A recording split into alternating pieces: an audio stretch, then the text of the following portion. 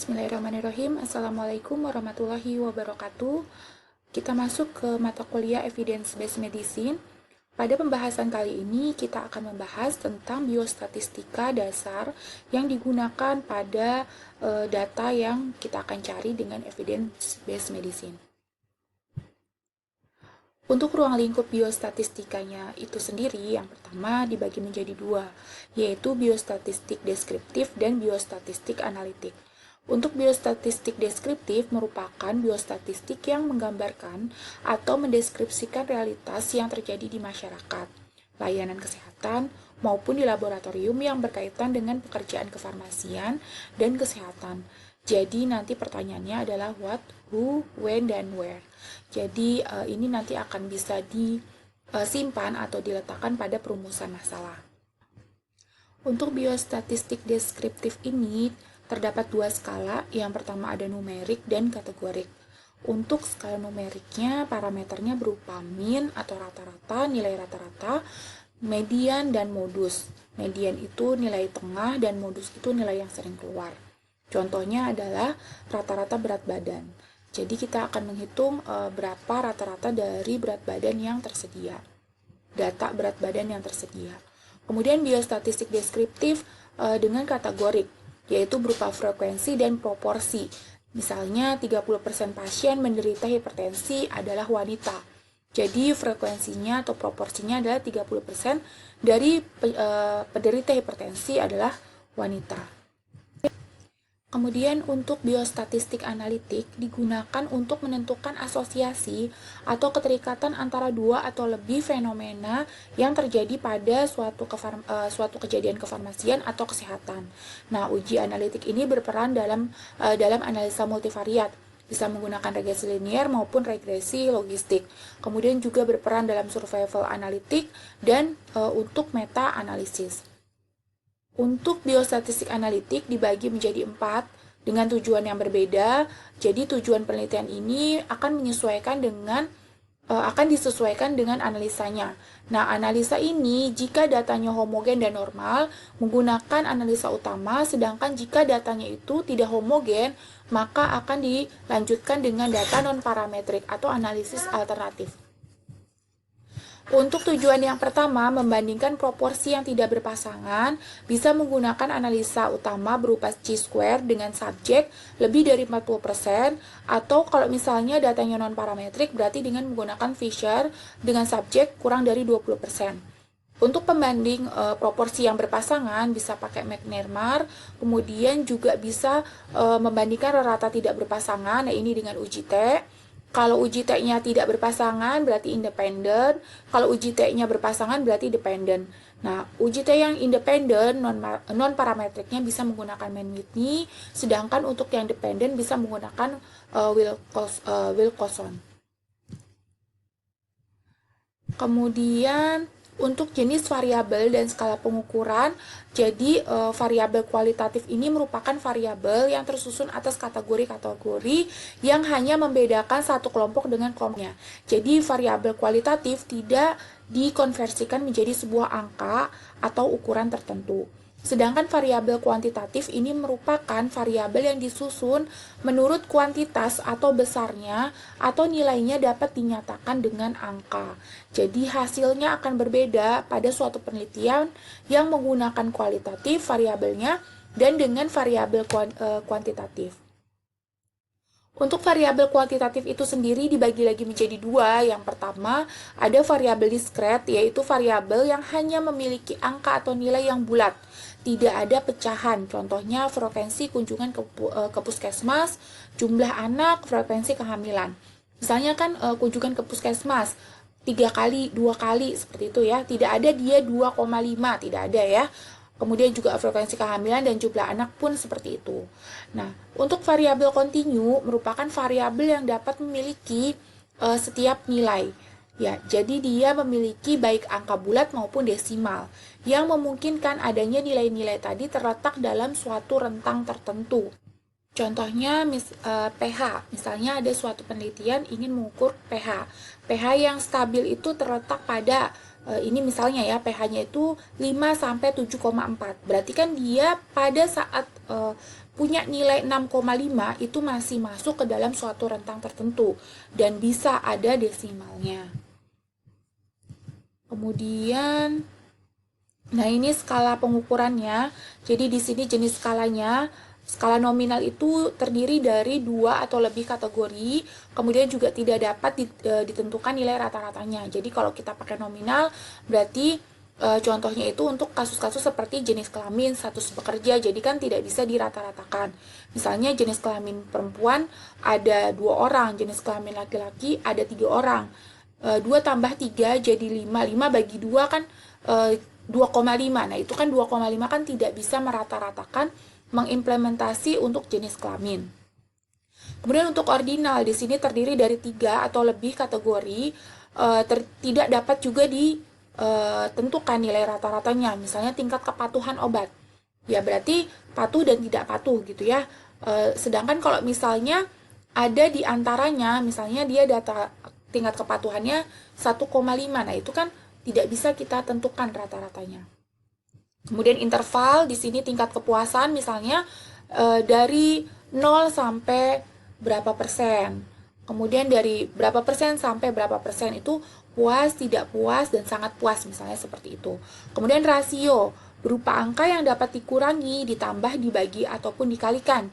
Jadi dia memiliki nilai absolut, contohnya berat badan. Kalau berat badan kan berat badan total berapa orang, itu kan bisa kita hitung ya.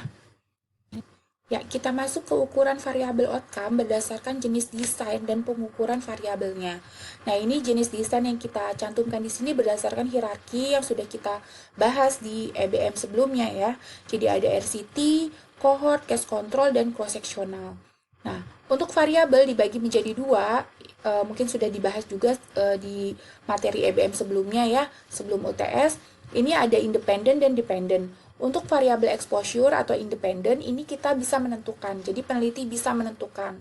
Misalnya konsentrasi dari suatu obat tertentu berapa persen, berapa persen, berapa persen. Nah, kemudian untuk variabel outcome atau dependent atau luaran adalah variabel yang akan mengikuti dari variabel independen yang telah kita tentukan. Misalnya, dari konsentrasi sekian, outcome-nya seperti apa? Misalnya mau kita lihat outcome-nya adalah efek dari antihipertensinya. Misalnya kita pakai untuk obat antihipertensi ya. Jadi efek antihipertensinya berupa penurunan tekanan darah misalnya seperti itu. Nah, variabel outcome-nya ini berarti kan penurunan tekanan darah. Jadi variabel dependen ini akan tergantung dari variabel independennya. Nah, ini contohnya untuk RCT. Dia variabel exposure-nya atau independennya menggunakan skala nominal. Nah, untuk variabel outcome bisa beberapa skala yang digunakan, misalnya skala nominal, jadi nominal dan nominal ya, ini ya, dua variabelnya sama-sama nominal. Parameter outcome-nya adalah insidensi itu kejadian tertentu. Nah, ukuran outcome-nya adalah risk ratio. Kalau misalnya variabel independennya nominal, tetapi variabel dependennya rasio, berarti parameter outcome-nya insidensi masih sama, tetapi ukuran outcome-nya adalah perbedaan rata. Kemudian untuk yang nominal dan survival, ini insidensi dan ukuran outcome-nya adalah hazard ratio. Begitu juga untuk cohort. Jadi variabel independennya adalah nominal, variabel outcome-nya juga nominal, berarti insidensi pakainya risk ratio. Kemudian jika nominal rasio, insidensi juga berarti menggunakan ukuran outcome-nya perbedaan rata. Untuk nominal survival, insidensi, ukuran outcome-nya adalah hazard ratio. Nah, untuk case control, yang nominal dan nominal ini parameter outcome-nya adalah prevalensi, jadi dia tidak mengukur insidensi. Untuk case control dan cross-sectional hanya mengukur adanya prevalensi menggunakan odds ratio. Untuk cross-sectional itu sendiri bisa menggunakan odds ratio, sensitivitas, atau spesifisitas. Jadi ada 3 untuk ukuran outcome-nya di cross-sectional. Kemudian untuk perhitungan ukuran parametrik dari outcome itu sendiri. Jadi variabel hasil atau outcome ini dari penelitian yang kita gunakan ya, penelitian klinik ya, dilaporkan sebagai suatu odds ratio atau OR. Jadi OR ini merupakan suatu laporan hasil dari suatu penelitian klinik. Selain OR ada juga risk rate-nya, risk atau rate rasionya. Jadi RR ya, ini merupakan rasio dari suatu kejadian, resikonya seperti apa. Kemudian proporsi atau rate dan nilai rata-rata. Jadi nanti ada 4 untuk variabel hasil outcome-nya, ada OR, RR, proporsi atau rate, dan nilai rata-rata. Untuk odds sendiri ya, odds adalah suatu rasio atau perbandingan dari suatu bilangan X dengan bilangan selain X. Nah, yang selain X ini bisa kita gambarkan dengan komplement X atau X pangkat C. Nah, ini menyatakan bahwa rasio antara eksperimental dan non-eksperimental. Jadi nanti suatu penelitian klinik itu kan ada 2 kelompok uji. Yang pertama ada eksperimental dan non-eksperimental. Dalam non-eksperimental ini bisa termasuknya dia adalah placebo. Nah, kita akan membandingkan antara kedua hal itu. Nah, odds ratio berarti kan tadi perbandingan ya antara X dan selain X. Jadi dirumuskan menjadi X dibagi X komplementnya. Untuk rate atau proporsi merupakan perbandingan suatu angka. Untuk RR, rate rasio, karena ini kan rate-nya saja ditambah rasio, jadi rate rasio merupakan perbandingan antara EER dan CER. Nah, EER itu sendiri apa, Bu? EER itu adalah experimental event rate. Jadi proporsi suatu event atau kejadian outcome pada kelompok eksperimental tertentu. Nanti kita coba contohkan ya untuk perhitungannya di latihan soal. Kemudian CER, control event rate. Jadi proporsi atau proporsi event rate ya. Jadi proporsi atau kejadian outcome pada kelompok kontrol tertentu. Jadi kalau yang ER ini terjadi pada suatu kelompok eksperimental, yang satu lagi terjadi pada kelompok kontrol. Nanti kalau nanya lagi ke atas, Bu, kalau penelitian ini bisa tidak digunakan untuk penelitian yang non-klinik. Jadi penelitiannya itu seperti systematic review, ataupun penelitian-penelitian naratif yang bersifatnya deskriptif, kualitatif, jadi tidak ada angka di dalamnya. Tidak bisa dilakukan ya. Jadi ini hanya bisa dilakukan pada penelitian klinik yang dia memiliki kelompok kontrol dan kelompok yang kelompok eksperimental dan non eksperimental. Jadi bisa kita petakan. Kemudian RR ini ada rate ratio. Berarti kan tadi perbandingan antara EER dan CER yang tadi. Jadi experimental event rate dan control event rate. Berarti rumusnya adalah EER dibagi dengan CER-nya. Nah, nilai RR ini jika lebih dari 1 menandakan adanya hubungan antara suatu kejadian atau event dengan populasi tertentu. Jadi misalnya ER-nya ini 1, berarti dia ada hubungan antara suatu event. Event itu misalnya suatu penyakit tertentu dengan populasi tertentu. Populasi misalnya laki-laki. Jadi misalnya laki-laki jauh lebih terpapar atau pengaruh terhadap suatu penyakit tertentu. Nah, itu. Jadi nilai RR itu bisa dilihat dari situ. Nanti kita masuk ke hitungan mungkin akan lebih terbayang ya, lebih jelas. Nah, ini untuk tabelnya. Jadi tabelnya ini berupa treatment. Treatment ini tadi eksperimental atau kelompok perlakuan dengan faktor resiko positif, kemudian kelompok kontrol atau kelompok non eksperimental dengan faktor resiko negatif. Nah, ini untuk event ini suatu kejadian tertentu, kasus atau sakit tertentu dengan nilai positif dan kasus atau sakit tertentu dengan nilai negatif. Kemudian di total dan bawahnya juga di total. Nah, kita rumuskan dengan A, B, C, dan D. Untuk totalnya berarti kan di sini A plus B, di sini C plus D.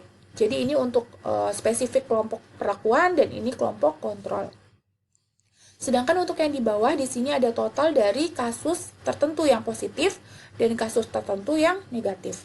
Untuk rumusnya di sini sudah dicantumkan. Jadi untuk tadi FR kan faktor resiko, kemudian EER-nya A ini ya EER tadi kan eksperimental event ratio. Di sini A dibagi dari A plus B-nya. Kemudian kalau kontrolnya kontrol event ratio C dibagi C plus D. Nah, nanti experimental event odds-nya berarti A dibagi B dibandingkan dengan B. Untuk control event odds-nya C dibagi D. Dan nanti untuk relative odds-nya atau odds ratio secara umum berarti experimental event odds dibagi dengan control event odds berarti rumusnya seperti ini. A dibagi B dibagi lagi C dibagi D. Ini ya. Nah, ini menunjukkan peluang pada kejadian atau event tertentu karena suatu treatment lebih besar ataupun lebih. Hasil dari odds ratio menunjukkan peluang adanya kejadian atau event tertentu karena suatu treatment lebih besar atau lebih kecil dibandingkan event atau kejadian lain pada treatment yang sama. Jadi misalnya antara A dan B untuk kelompok yang perlakuan itu bagaimana? Apakah lebih besar A atau lebih besar B? Itu ditandai dengan OR tadi, odds ratio tadi. Kemudian odds ratio ini juga bisa dirubah ke probabilitas ataupun probabilitas bisa dikonversikan ke nilai odds. Nah, probabilitas jika ingin dikonversikan ke nilai odds berarti probabilitas dibagi 1 dikurangi probabilitas yang ada. Kemudian kalau misalnya odds ini ingin dikonversikan ke nilai probabilitas, maka probabilitas sama dengan odds dibagi odds ditambah 1. Nah, ini untuk nilai sensitivitas, spesifisitas, negatif palsu, dan positif palsu. Sebenarnya nilai-nilai ini untuk mencari informasi tentang suatu diagnosis ataupun kepekaan alat ukur tertentu sebagai penegak diagnosis. Nah, sensitivitas ini dirumuskan dengan A dibagi A plus C, kemudian spesifisitas D dibagi B plus D. Untuk positif predictive value-nya, A dibagi A plus B, untuk negatif predictive value-nya D dibagi C plus D. Di sini kita masuk ke latihan soal, jadi ada suatu event, yaitu kejadian meninggal dan hidup, kemudian ada suatu populasi di sini laki-laki dan perempuan. Nah, untuk memudahkan, kita tuliskan saja di sini terlebih dahulu terkait dengan ABC-nya. Jadi ini A, kemudian ini B, kemudian di sini C, dan di sini D. Nah, kita totalkan dulu untuk A plus B di sini 30, kemudian untuk C plus D di sini juga 30, dan untuk A plus C di sini 10, dan di sini untuk B plus D ada 50.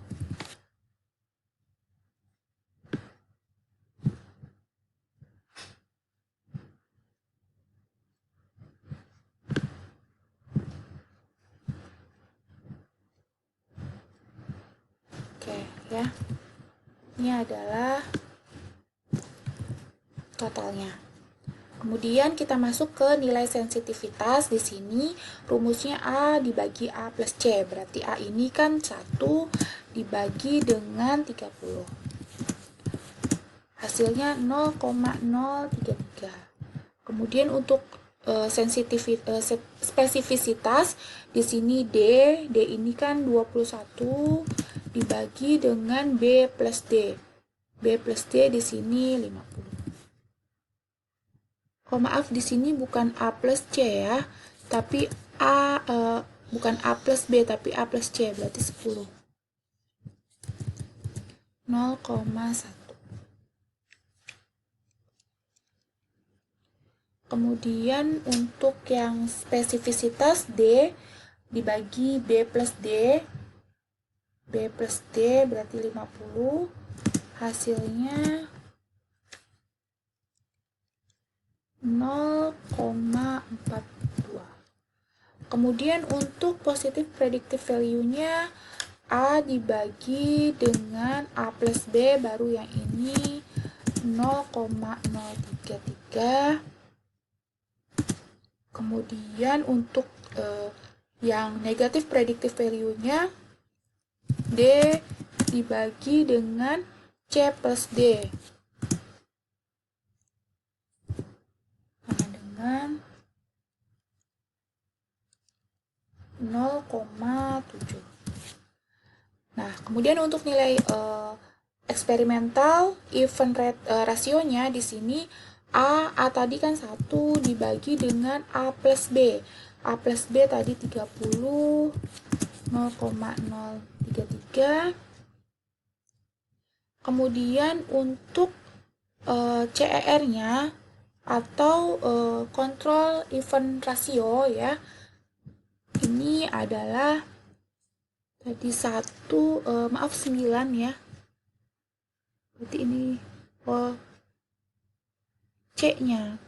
Berarti 9 dibagi C plus D, 30. Hasilnya 0,3. Oke, untuk RR atau risk ratio-nya berarti kan experimental event ratio dibagi control event ratio. Berarti 0,033 dibagi dengan 0,3.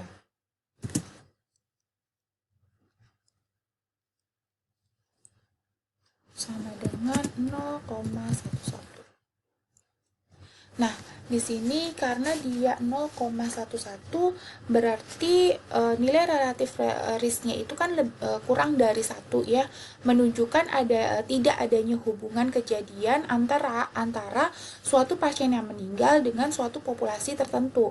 Jadi di sini karena dia kurang dari 1 artinya tidak ada hubungan. Kalau dia lebih dari 1 berarti ada hubungan antara suatu event dengan populasi. Tapi karena di sini kurang dari 1 berarti tidak ada hubungan. Jadi antara event dengan suatu populasi ini tidak terdapat hubungan. Dan kita lanjutkan untuk experimental event odds-nya A dibagi B berarti 1 dibagi 29 0,034. Kemudian untuk kontrol event odds-nya berarti C dibagi D ya. 9 dibagi dengan 21.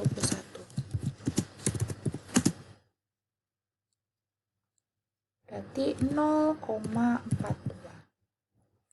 Untuk relatif odds-nya atau odds rasionya berarti A dibagi B dibagi C dibagi D. Berarti 0,034 dibagi dengan 0,42. Kan di atasnya sudah ada ya untuk perhitungan A dibagi B dan C dibagi D.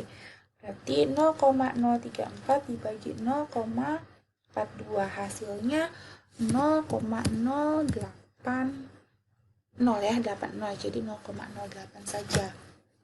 Ya, sudah disampaikan bahwa OR atau odds ratio ini merupakan suatu peluang dari kelompok eksperimental terhadap kelompok kontrol. Jadi di sini karena nilainya 0,08 berarti peluang atau kemungkinan kelompok ini meninggal 0,08 kali dari kelompok yang hidup. Jadi lebih besar 0,08 kali dari kelompok yang hidup. Baik, kita lanjutkan materinya ke efek treatment. Efek treatment ini dilambangkan dengan NNT atau number needed to treat. Jadi angka yang menunjukkan jumlah pasien atau penderita yang harus diterapi untuk mendapatkan satu efek terapi yang diharapkan.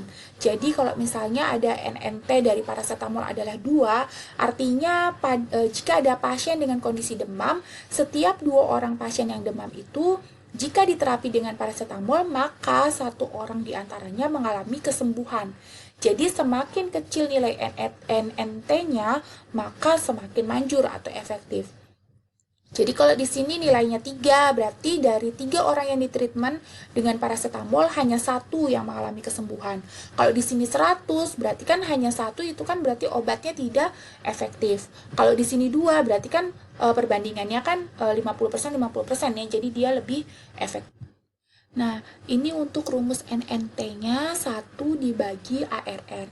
ARR ini adalah absolute risk reduksinya.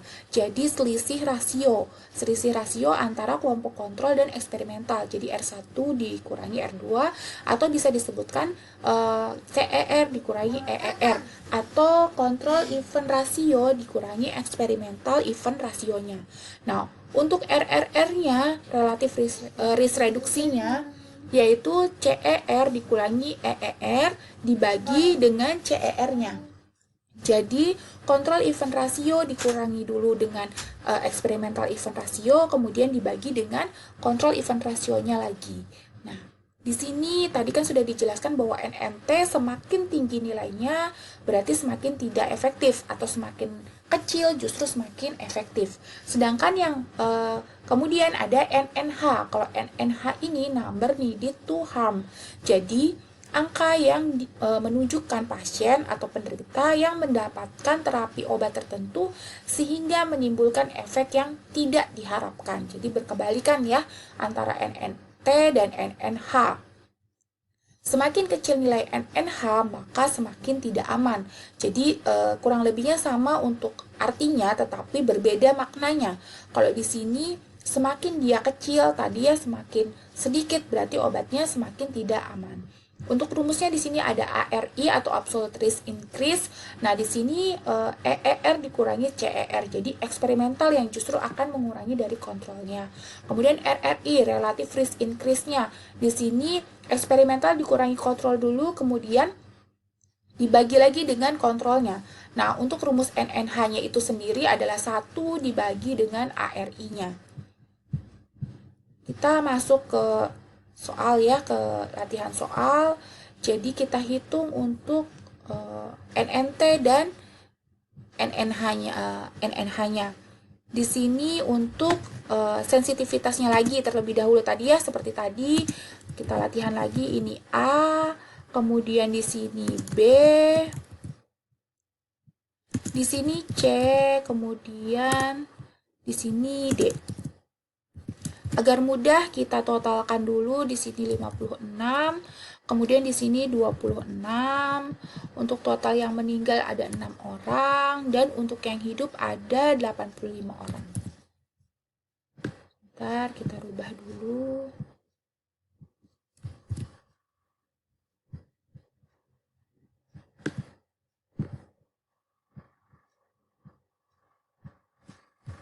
Oke. Nah, A berarti kan 5 dibagi dengan A plus C.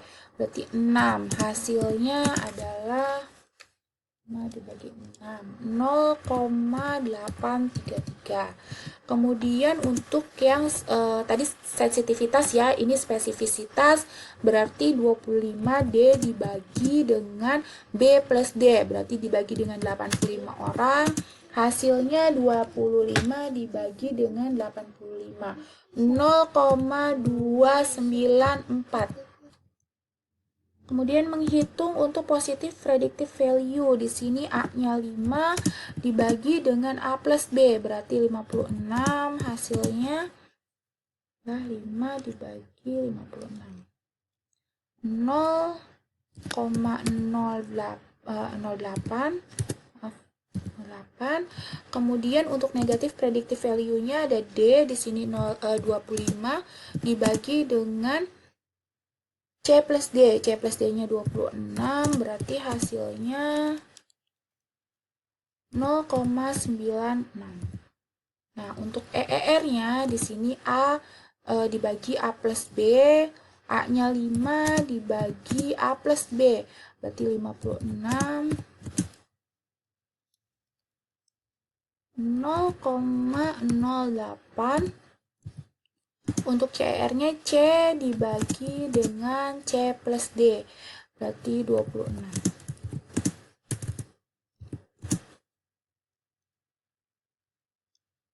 0,03. Kemudian untuk RR-nya, risk ratio-nya, berarti EER dibagi CR.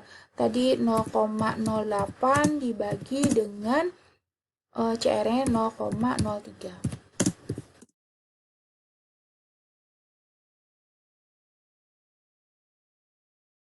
2,66. Ya. Tadi kan risk ratio menunjukkan adanya hubungan.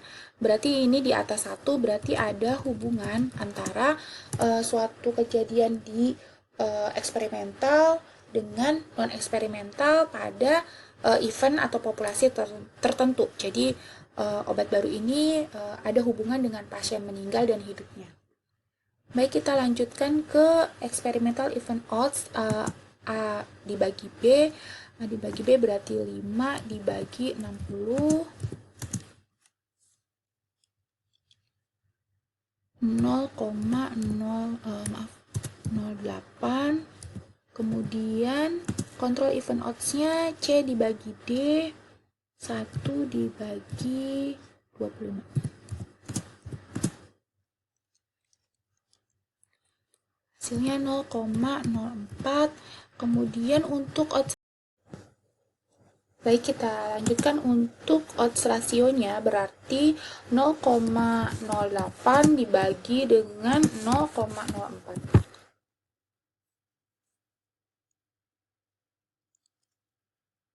Hasilnya adalah 2. Ya, untuk kelompok odds ratio ini kan peluangnya 2, berarti kelompok obat baru ini memiliki 2 kali lebih besar peluang untuk event dibandingkan dengan kelompok dari placebo atau yang kontrol ya. Karena ini kan tadi kan eksperimental berbagi dengan dibandingkan dengan kontrolnya. Ya, untuk kasus dari rumus NNT dan NNH kita lanjutkan ke latihan soal berikutnya. Jadi di sini ada pasien dengan penyakit diabetik selama 5 tahun mengalami resiko retinopati, kemudian didapatkan data sebagai berikut. Jadi untuk kontrol event rasionya 38%, sedangkan eksperimental event rasionya 13%. Berarti untuk ARR-nya ini 38% dikurangi dengan EER-nya 13%. Hasilnya 25%. Kemudian untuk NNT berarti kan 1 dibagi dari ARR-nya tadi 25%-nya. Hasilnya adalah 4. Nah, di sini artinya dari 4 pasien yang diberikan treatment dengan intensif insulin, 1 orang mengalami resiko retinopati. Jadi, karena di sini yang dicantumkan adalah resiko retinopatinya, jadi ya semakin sedikit berarti semakin beresiko. Kalau obat semakin sedikit berarti semakin manjur. Kemudian untuk yang NNH di sini sama ya, CER-nya 23, ER-nya 57. Ini data pasien yang diabetik tetapi dan terkena hipoglikemi. Jadi kemungkinannya berapa gitu ya. ER-nya 57% dikurangi dengan 23%. Hasilnya 34%. Untuk RRI-nya berarti 34% dibagi dengan CR-nya itu sendiri, yaitu 23%. Hasilnya 1,47%. Untuk NNA-nya itu 1 dibagi ARI 34%.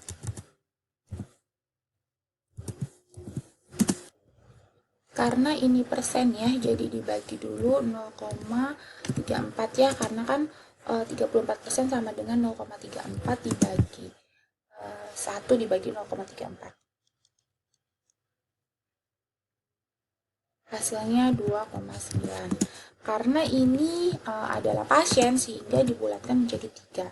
Jadi dari 3 pasien yang menggunakan insulin intensif, hanya 1 orang yang mengalami kejadian hipoglikemi. Jadi semakin sedikit jumlahnya berarti kan semakin semakin tidak aman. Kalau dia semakin besar, misalnya di sini 100, hanya 1 orang berarti kan semakin aman. Untuk NNH kebalikan dari NNT ya.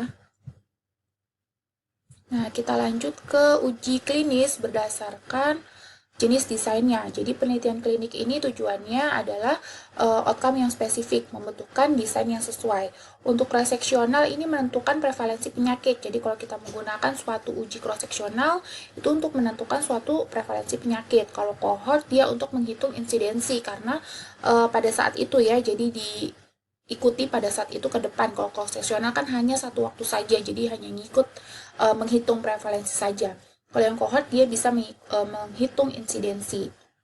Untuk yang RCT ini adalah uji kemanjuran dari obat, karena di sini kan ada trialnya ya, ada randomized maupun yang unrandomized. Nah, untuk desain di sini case control atau cross sectional, ukuran keamanan klinisnya ditandai dengan parameter OR. Kemudian untuk RCT di sini ukuran parameter klinis utamanya ada RR, risk ratio. Kemudian ukuran kemaknaan klinis turunannya ada ARR.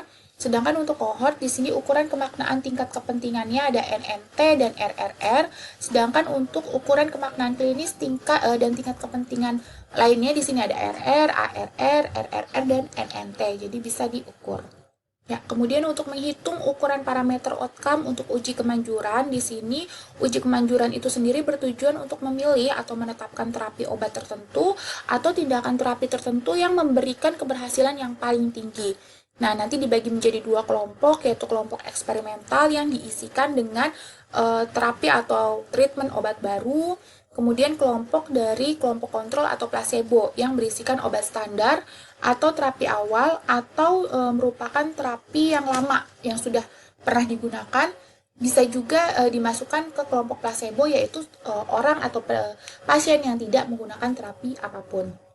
Desain yang digunakan untuk uji efikasi atau kemanjuran obat bisa RCT dengan randomize-nya, baik itu open label ataupun blinding. Kemudian juga bisa trial klinik yang unrandomized. Jadi bisa dua ya, bisa randomized, bisa unrandomized, tetapi tetap trial klinik. Kemudian satu lagi bisa cohort. Nah, RCT dan cohort ini berskala kategorik. Jadi parameter ukurnya adalah risk ratio atau absolute risk ratio ya. Kemudian ada RCT atau cohort ini yang berskala rasio atau numerik. Parameter ukurnya adalah perbedaan dari rata-rata. Kemudian untuk konsep statistik inferensial, di sini ada confidence interval. Confidence interval ini dan tingkat signifikasi atau P merupakan dua metode untuk melakukan inferensi. Jadi informasi CI dan P ini sebenarnya memiliki kesimpulan akhir yang sama, tetapi penulisannya atau redaksional ini berbeda. Nilai P adalah besarnya peluang mendapatkan hasil apabila hipotesa atau hipotesis itu benar. Ya, signifikansi bermakna jika nilai P ini di bawah 0,05 jika kita menggunakan tingkat kepercayaan 95% dan di bawah 0,01 jika kita menggunakan taraf kepercayaan 99%. Nah, yang jika dibandingkan antara keduanya, tingkat kepercayaan 95 dan 99 akan lebih bermakna yang 99% ini. Sehingga jika nilai P-nya di bawah 0,01 akan lebih bermakna daripada atau dibandingkan nilai P yang di bawah 0,05. Kemudian peluang mendapatkan hasil yang diharapkan jika kita menggunakan tingkat kepercayaan 95% berarti di atas 95%. Kalau 99% berarti di atas 99%. Sedangkan peluang mendapatkan hasil yang salah kalau kita menggunakannya 95% berarti di bawah 5%. Kalau 99% berarti di bawah 1%. Nah, untuk menghitungnya jumlah benar sama dengan sampel dikali tingkat kepercayaan. Tadi jadi misalnya jumlah sampelnya 50 dikali 95. Nah, hasilnya berapa? 95% ya. 95% ini berarti kan 0,95 ya. Kemudian confidence interval ini adalah suatu interval kepercayaan yang merupakan prediksi dari nilai yang akan diperoleh di populasi. Nilai bermakna jika rentang nilai dari RR atau OR ini tidak mendapat angka 1. Rentang nilai perbedaan proporsi tidak terdapat angka 0 dan rentang nilai rata tidak terdapat angka 0 juga. Kemudian ini interpretasi nilai dari OR-nya itu sendiri. Jadi untuk ukuran atau outcome-nya ini ada RR dan OR. Nah, di sini untuk nilai confidence intervalnya ada beberapa makna atau terjemahan terkait dengan nilai yang didapat. Misalnya OR dan RR-nya ini sama dengan 1. Berarti peluang kejadian event pada kelompok beresiko akan sama dengan peluang atau kejadian atau event pada kelompok kontrol. Kemudian OR atau RR lebih dari 1, berarti peluang kejadian event kelompok beresiko akan lebih besar dengan kelompok kontrol. Kemudian kalau OR atau RR-nya itu kurang dari 1, berarti peluang kejadian event kelompok beresiko akan lebih kecil dibandingkan kelompok kontrol. Dan kalau misalnya RR dan OR ini di antara nilai 1, berarti peluang kejadian event pada kelompok perlakuan dan kelompok kontrol ini tidak dapat dinilai atau tidak dapat diketahui. Nah, ini untuk uji hipotesis. Jadi, uji hipotesis ini merupakan komponen yang tidak terpisahkan dari suatu rumusan dan tujuan penelitian. Jadi, kita harus searahkan antara rumusan, tujuan penelitian, hipotesis, dan nanti di akhir adalah kesimpulan kalau adik-adik nanti melakukan penelitian ya. Jadi, kalau misalkan di EBM ini sendiri, adik-adik lihat hipotesanya seperti apa, hasilnya apakah sesuai atau bagaimana. Nah, itu bisa kita lihat dari dua hipotesa yang dilakukan atau cantumkan, hipotesa statistik dan hipotesa penelitian. Hipotesa penelitian dan hipotesa statistik ini harus berbeda karena dia merupakan suatu yang berbeda. Hipotesa statistik merupakan dasar dan pedoman untuk analisa data, dan jenis hipotesa ini berdasarkan jumlah variabel analisis. Misalnya hipotesa statistik yang bivariat ataupun hipotesa multivariat. Contohnya seperti ini. Misalnya ada suatu penelitian. Hipotesa penelitiannya itu adalah terdapat hubungan antara pemberian edukasi dengan kepatuhan minum obat. Sedangkan untuk hipotesa statistiknya atau H0-nya tidak terdapat hubungan antara pemberian edukasi dengan kepatuhan minum obat. Nah, penelitian yang bisa dicantumkan hipotesanya ini adalah penelitian yang dengan kuantitatif. Jadi kalau kualitatif dia tidak bisa dicantumkan hipotesanya karena akan terlalu luas. Sedangkan pada penelitian kuantitatif itu kan bisa kita ukur. Berikut referensi yang saya gunakan. Terima kasih untuk pertemuan kali ini. Semoga bermanfaat. Kurangnya saya mohon maaf. Wassalamualaikum warahmatullahi wabarakatuh.